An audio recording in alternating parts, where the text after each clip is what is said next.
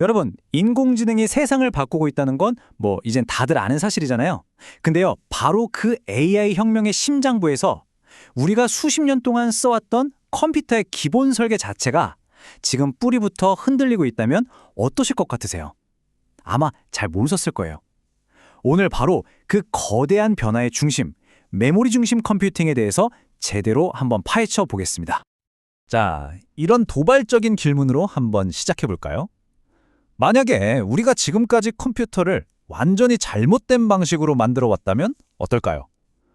우리가 수십 년간 너무나 당연하게 생각해왔던 그 설계 방식이 어쩌면 처음부터 뭔가 잘못된 거였을 수도 있다는 거죠. 이게 바로 오늘 우리가 파헤쳐볼 이야기의 핵심입니다. 아니, 그럼 도대체 뭐가 잘못됐다는 걸까요?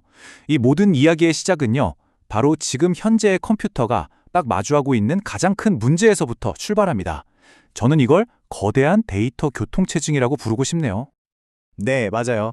우리가 쓰는 인공지능 서비스부터 저기 클라우드 컴퓨팅까지 요즘 기술들은 말 그대로 데이터를 먹고 사는 거나 마찬가지거든요.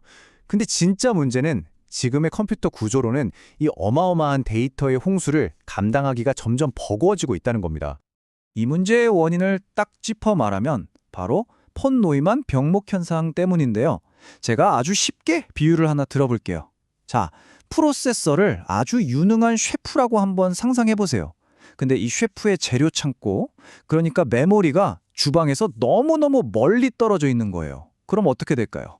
이 셰프는 요리하는 시간보다 재료 가지러 창고까지 막 뛰어다니는데 시간을 다 써버리겠죠.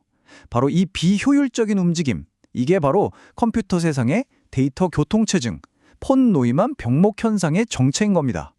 자, 그럼 셰프가 계속 창고를 왔다 갔다 하게 만드는 이 끔찍한 교통체증, 해결할 방법이 없을까요? 있습니다. 놀랍게도 그 해답은요, 아주 간단한 생각의 전환, 그러니까 기존의 방식을 그냥 완전히 뒤집어 엎는 데 있었어요. 이게 바로 메모리 중심 컴퓨팅의 핵심 아이디어입니다. 셰프가 저 멀리 있는 창고로 계속 뛰어가는 게 아니라 아예 주방 바로 옆에 모든 재료가 완벽하게 딱 정리된 초고효율 창고를 만들어버리는 거죠. 즉, 데이터를 이리저리 옮기는 게 아니라 연산, 그러니까 계산 자체를 데이터가 있는 곳으로 가져가 버리는 겁니다. 어때요? 정말 간단한데 엄청나게 혁명적인 발상의 전환이죠? 이 표를 보시면 그 차이가 그냥 한눈에 딱 들어오실 거예요. 왼쪽의 옛날 방식은 데이터가 CPU한테 이리 와 하고 불려가야 했어요. 아주 느리게 말이죠. 하지만 오른쪽의 새로운 방식은요, 연산 자체가 데이터가 있는 곳으로 직접 찾아가는 겁니다. 이러니 비교할 수 없을 만큼 빠르고 효율적인 건 당연하고요. 애초에 병목 현상 자체가 생길 수가 없는 거죠. 자, 그렇다면 이런 새로운 구조, 대체 어떤 기술들로 만들 수 있는 걸까요? 지금부터 그 핵심 기술들을 하나씩 한번 살펴볼 텐데요. 마치 미래 컴퓨터를 만드는 기술자들의 비밀 도구 상자를 살짝 열어보는 기분일 겁니다. 첫 번째 도구 그룹은요, 바로 데이터를 위한 초고속 전용 고속도로를 만드는 기술들입니다. 일단 데이터가 막힘없이 쌩쌩 달릴 수 있는 길부터 뚫어야 하지 않겠어요? 그 대표적인 기술이 바로 RACS라는 겁니다.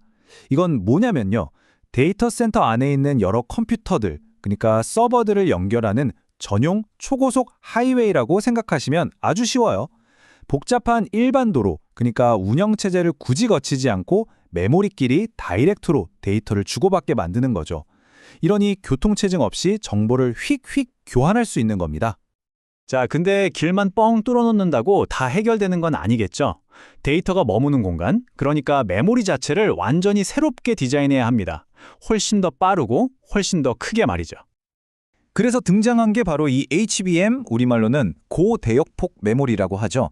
이건 비유하자면요, 메모리 칩을 단층 칩처럼 넓게 펼쳐놓는 게 아니라 아예 초고층 빌딩처럼 수직으로 착착 쌓아 올리는 기술이에요. 그리고 그 각 층은 TSV라고 불리는 수천 개의 초고속 엘리베이터로 연결이 되고요. 그 결과요, 좁아터졌던 1차선 도로가 순식간에 왕복 16차선 고속도로로 확장되는 그런 엄청난 효과를 가져오는 겁니다. 자, 마지막 세 번째 카테고리입니다. 이건 메모리의 역할을 아주 근본적으로 바꿔버리는 기술들이에요. 이제 메모리는 더 이상 데이터를 그냥 저장만 하는 수동적인 창고가 아니게 되는 거죠. 바로 PM 기술이 그 대표적인 예입니다. 이건 아까 말씀드렸던 데이터 창고에 아주 똑똑한 직원들을 직접 배치하는 거랑 똑같아요. 간단한 계산 같은 건 굳이 저 멀리 있는 셰프, 즉 CPU한테 보낼 필요 없이 창고 안에서 이 직원들이 바로바로 처리해버리는 거죠. 데이터 이동 자체가 확 줄어드니까 효율은 뭐 말할 것도 없이 극대화됩니다. 그리고 마지막으로 CXL이 있습니다. 이건 마치 유엔의 동시 통역 시스템 같다고 생각하시면 돼요. 컴퓨터의 두뇌인 CPU, 그래픽 전문가 GPU, AI 전문가인 가속기, 다들 제각기 다른 언어를 쓰던 녀석들이었거든요. 근데 이 CXL이라는 표준 통역 시스템을 통해 하나의 거대한 메모리를 칸막이 없이 마치 원래 자기 거였던 것처럼 자유롭게 공유할 수 있게 되는 겁니다. 이렇게 되면 시스템 전체의 유연성과 효율성이 정말 극적으로 좋아지겠죠. 자, 지금까지 이게 어떻게 작동하는지에 대해서 쭉 알아봤잖아요. 그럼 이제 가장 중요한 질문에 답할 차례입니다. 그래서 이게 도대체 왜 그렇게 중요한 건데? 이 흐름을 한번 보세요. 간단합니다. 먼저 메모리 중심 컴퓨팅이 고질병이었던 데이터 병목 현상을 해결해요. 그럼 어떻게 될까요? 이 문제 때문에 제일 힘들어했던 AI, 클라우드, 엣지 컴퓨팅 같은 기술들이 날개를 단 듯이 폭발적으로 성장하겠죠. 그리고 이건 결국 우리 정보통신 기술 ICT 산업 전체의 판을 새로 짜는 새로운 토다를 만드는 결과로 이어지는 겁니다. 바로 이런 엄청난 잠재력 때문에요. 메모리 중심 컴퓨팅 기술 개발은 이제 단순한 기술 경쟁이 아닙니다.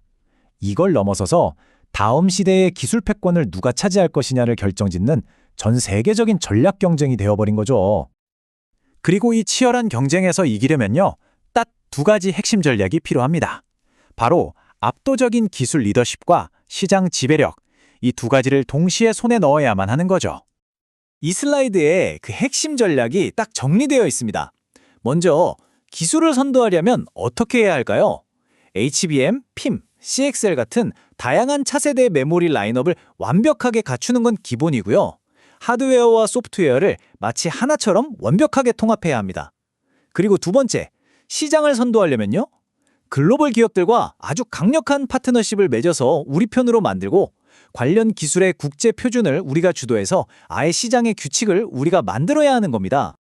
지금까지 디지털 우주는 프로세서를 중심으로 돌아갔습니다. 하지만 우리는 지금 그 중심이 데이터로 옮겨가는 거대한 전환의 순간을 목격하고 있는 겁니다. 만약 데이터가 디지털 우주의 새로운 중심이 된다면 우리는 과연 그곳에서 무엇을 발견하고 또 어떤 미래를 만들어가게 될까요?